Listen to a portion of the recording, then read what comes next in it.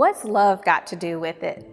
Besides being a question posed through the lyrics of a popular song in the 80s, this is the question we are called to answer and model as Christians. Through our beliefs and daily interactions, we can confirm that love has everything to do with it. Love is our mandate as followers of Christ, and there is more than one way it can be expressed everywhere we are, even at our jobs. I recently read a powerful story in the Inspired Life section of the Washington Post. This tremendously inspiring story was featured on several news outlets. Two women in Georgia encountered the love of God in the craziest place, the women's restroom at their job. Tia Wimbush and Susan Ellis have worked at the same company in the same department for over 10 years. Although Tia and Susan did not know each other very well, they were aware of their similar journeys over the past 2 years, enduring a medical crisis. Their husbands each needed a kidney. Neither woman was a donor match for their respective spouses. They could relate to experiencing the uncertainty of being on an extensive transplant waiting list, which I imagine felt never-ending. During a seemingly insignificant encounter, while washing their hands, a divine moment occurred between these two women. They exchanged pleasantries, and then Tia casually asked Susan her husband's blood type. Susan replied and then inquired the same of Tia. To their amazement, there was an extraordinary chance that they were each the perfect match for the other's husband.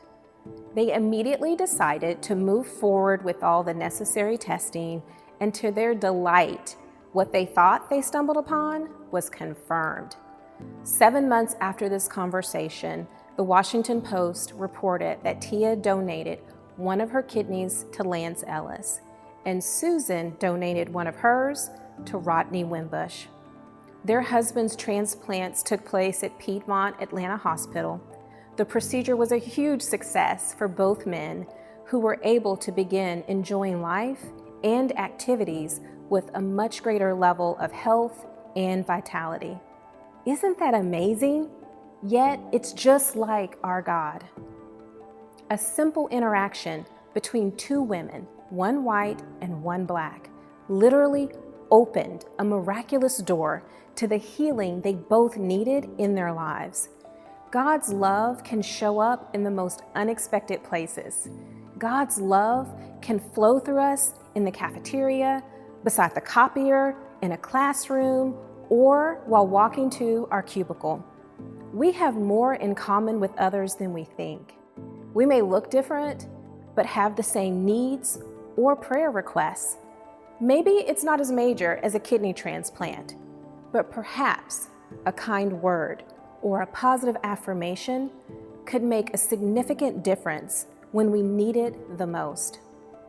Love is a word that is used quite often and sometimes loosely.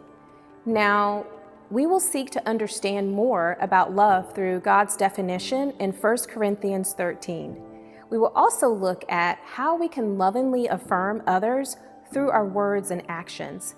When we embrace diversity and inclusion, there is no telling what God will do through us. Through the power of love, we can build stronger and more inclusive relationships that open doors to an infinite number of new opportunities.